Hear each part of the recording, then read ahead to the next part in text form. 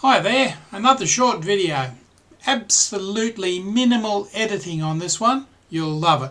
No messing about, straight into it. Let's do it. Hi there. Well, let me show you a recording about using Affinity Photo version 2 for iPad and Affinity Designer version 2 for iPad and Affinity Publisher for iPad. Now, why am I talking about all three of them when I'm only going to use one? And there it is. Now let me hide stuff I've got on the screen here first. That's Affinity Photo, and this is the one we'll be looking at, creating this to curve text and an image. Now there's a line of text, Morocco, there's two images, home is where my pets are, and an image of a Moroccan bazaar behind that, which is in slightly faded mode.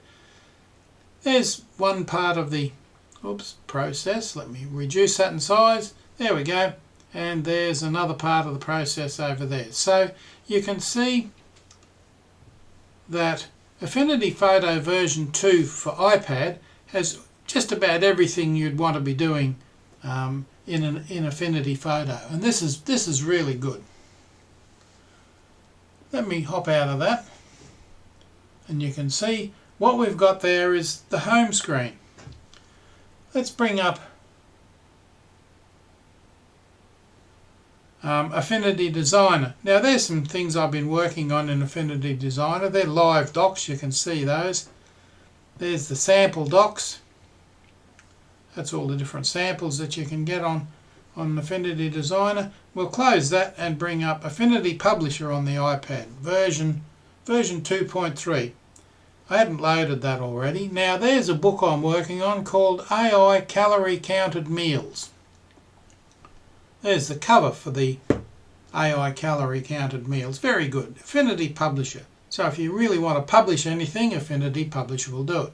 So let's get back, close that, because what I want to share with you is this one.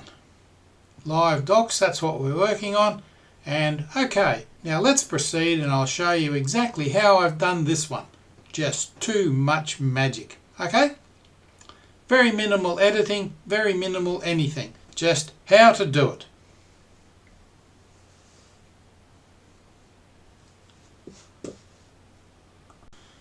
Now let's see if this stays in lip sync. What I'm going to do here, you can see that I've got the iPad Mini 6 just in the background there. There we go, we'll shut that down. There's iPad Mini 6 and it's Affinity Designer version 2. Close that one down, which we're not using. There's Affinity Designer version 2, Affinity iPad version 2. And Affinity Publisher version 2. Now we've got it right. What we want is Affinity Photo, it must be too late in the day, version 2. Now we're going to create using that, which is a piece of curved text. I'll show you how to curve the text. We're going to use that, the curved text, with an image, a transparent background image that I'm going to curve and make it all into that there. Now you can see that it's all curved and all looking very nice. Okay, let's get right to it, shall we? Well, good morning. So this morning I'm going to show you how to bend and curve and warp text and images in Affinity Photo for iPad version 2. Now this is really new. It was possible by using Designer and then Photo, but now you can do it all in Affinity Photo on the iPad. Affinity Photo version 2.3, the very latest one. So what I'm going to do is something like we've got here. Now this is straightforward, and let's see if I can get it right. Okay, we'll go back to the start. I've got a new document. Okay, let's get rid of that. We'll start from scratch. Close without saving. Open. New. New document. There we go. Doesn't matter what it is. What have we got? I've got an A4 sheet of paper there to start with. So let's not worry too much about that. Okay. I'm not worried about whether there's borders or margins or anything. Now we'll pinch that in. And you can see this is on my iPad. And I've got an iPad mini 6, by the way.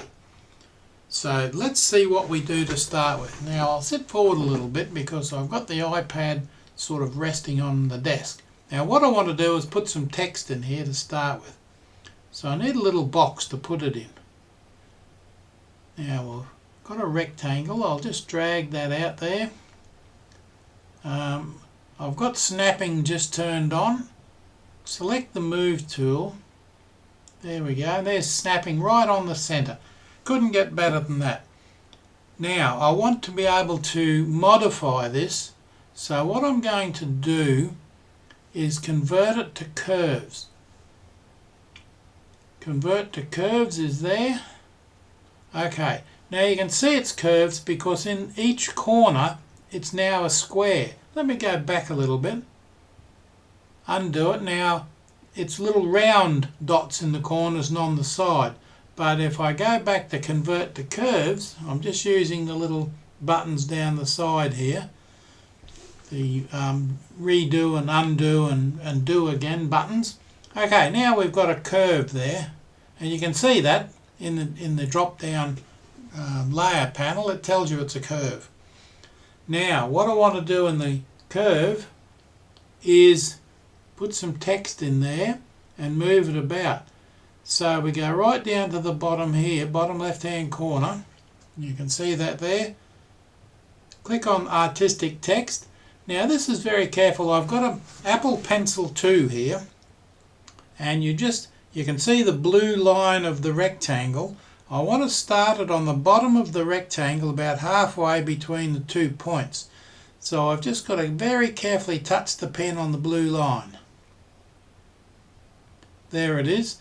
You saw that. Now the keyboard comes up, which I've got in miniature at the moment, and what we've got there is a green triangle in the bottom left hand corner and a red triangle in the top right hand corner. Now one of the problems with doing this and capturing this screen the way I am, if I want to start typing in there where the green is, I've got to set the size right here first, and you can see right where the green line is. If I do it this way, it gets rid of the keyboard, you see.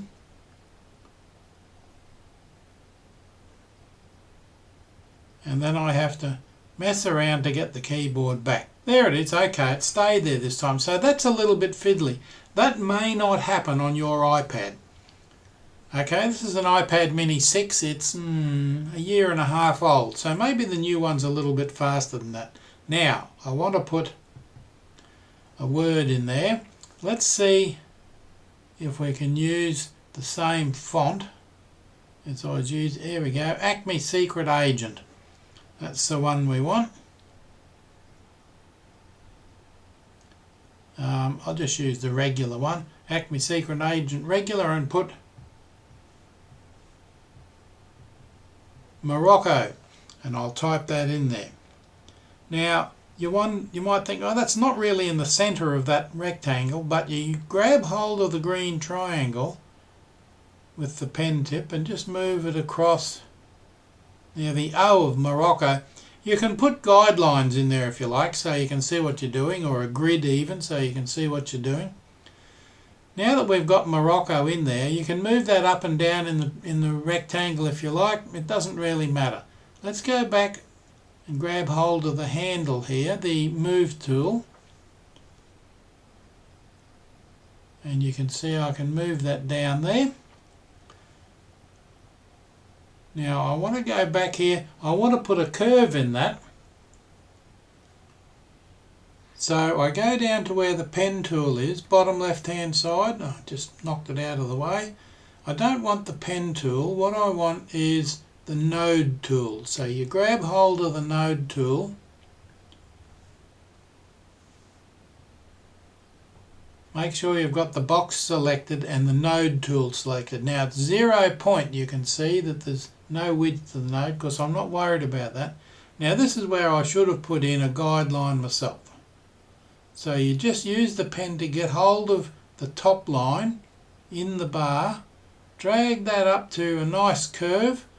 Now exactly the same point, which is where the guideline would have come in handy, just grab hold of the blue bar down there and drag that up so that it's there. Now that obviously looks out of line. So you go back down here to the artistic text tool and you can see it puts the green triangle back in there.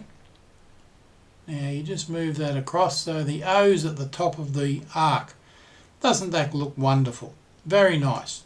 Now you can do what you like with that text, but it's nicely curved and it's inside that rectangle so you can move it about. I would refrain from using the node tool to modify the corners or the size of the box. Now you can see if I get hold of the move tool and move that in and move that in, you can see it's pushing everything out of shape. Move that up there. And I don't know how I'm going to move that text back. I shall put that on there. There we go. That's kind of got the Morocco where I need it. Now, let's pause it there because that's exactly what I want it to do at the moment. We'll go back to the move tool at the top there. Connect the view tool, and there we go. Now let me pause it there for a moment.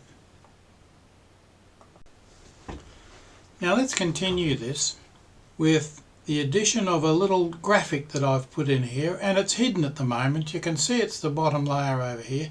Let's turn that on, and that's quite simply a little graphic, and you can see the outline there. Now what I'm going to do is use the mesh tool, and again I'll use a live filter for this. EFGHIJKL mesh warp. There we go. Now you can tell the mesh warp is on because the curves, the dots at the corners of the bounding box are now invisible squares. Let me go back.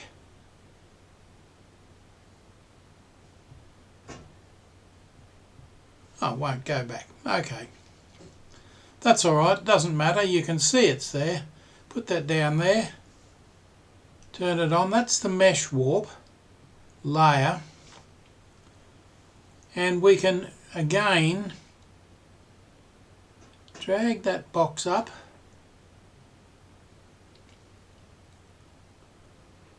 And drag that one up. Now you've got to keep it steady so that it bends the text. Now home is where my pets are. Probably has very little to do with the word Morocco, but I'm showing you how you can bend and shape something like a complete image. Let me find another image. We'll go back to there. You can see we've got that there and that there. Now what I want to do is place an image from the stock studio. Let's see if I can find a picture of Morocco.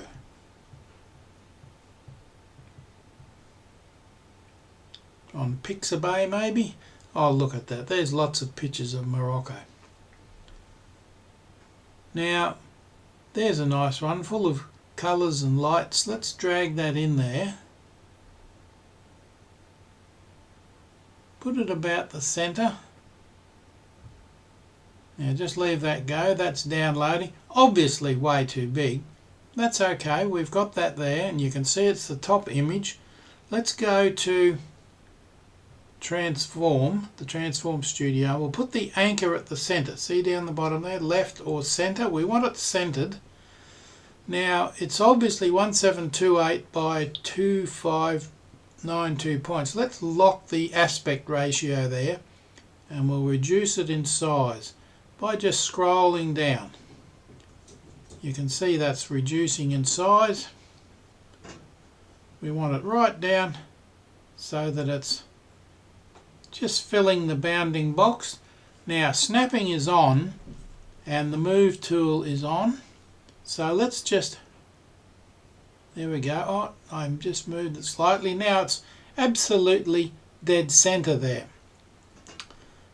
Now we'll go back to there and we can still see it. Now what I want to do is, again, using the live filters, put the live filters back on, use the mesh warp again.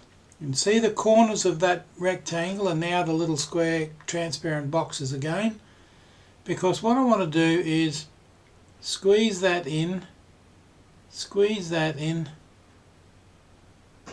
bring that down slightly, and it's distorting the image a little bit, but that's alright.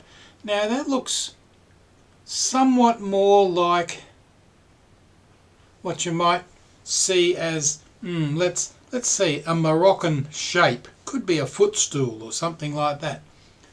Okay, now that's all very nice, but what we've got to do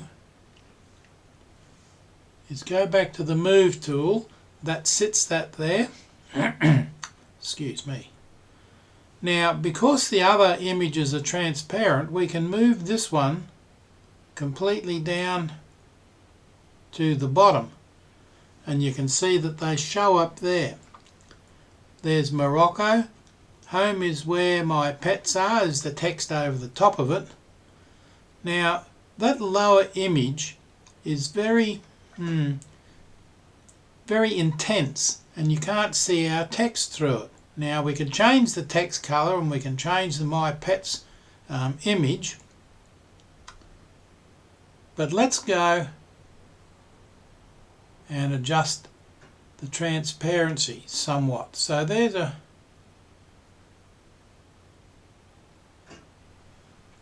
the image there, 62% transparent. Now I like round numbers, so let's make that 60%. Okay, there we go.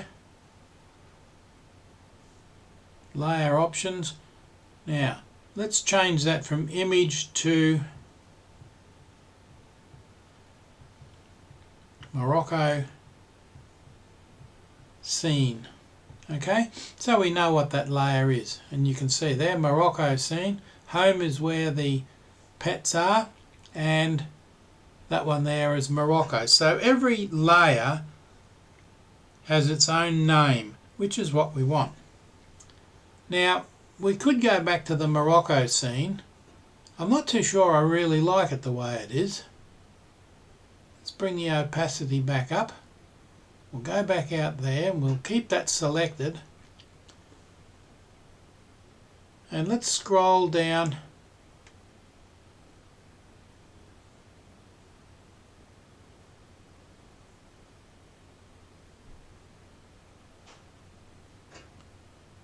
through the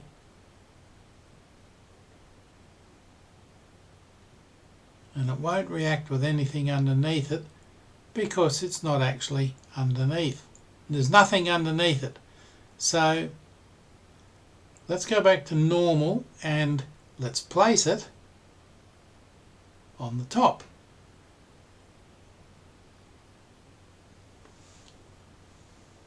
Very difficult to make any sense of that, and you can't see the text underneath it. But now that you can,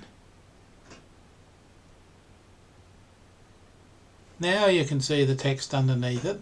So let's scroll down through that.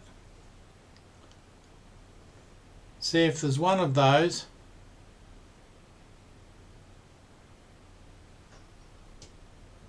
Will change the text.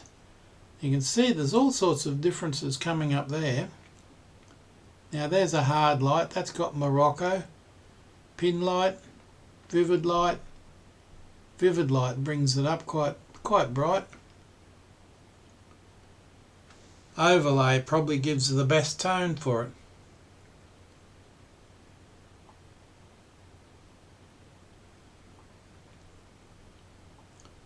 I think overlay is probably the best one. Okay, now opacity 100%. Let's give opacity 75. There we go. Now the image is still quite clear, and the text, even the other image above it, is also quite clear. There we go. Now that's not too bad there. I'm not really happy with that image, so we'd probably have to go, and you can see that one there. That's the pets one. We'd have to darken that up, wouldn't we? The text. Now that's not actually text at the moment, that's an image. It's a transparent background image. So let's put all that back, and in any case that's where we are. But the exercise here, now you can see, whoops, there's our mesh warp there, and in this one there's our mesh warp there. And by tapping those you can see where they are. Now I can stop that from disappearing by putting that little button there on. Put that on. When I go to that mesh warp, the layer panel stays there. It locks the layer panel in place. Let's just touch that little arrow to bring them back up into their group. And we'll sit on the top one there. There we go. Okay. Now I think that'll probably do it for the moment. Let me see what there is next to do with this. What we've covered is using the bend and shape tool, I guess you would call it, by drawing a box and using the node tool to shape the box. Putting the text in it along a line, and then going around the whole lot. I'll just tap anywhere outside there, and that makes the bounding box go away. Or if you like, put the bounding box back. You can go up here to the preview mode and set preview mode on. There we go. Okay, so for this one, that's all there is to it. We don't need Designer anymore. You can do it all in Affinity Photo version 2 for iPad. Well, of course, the Mac and the desktop as well, if you want it. Thanks for watching. See you again in the next video. Please remember to subscribe. Hey, well, that's the end of this little episode. Thanks for making it this far. Don't forget to subscribe. This keeps me really interested, and it's such fun. Okay, let's carry it on, shall we? See you in the next video.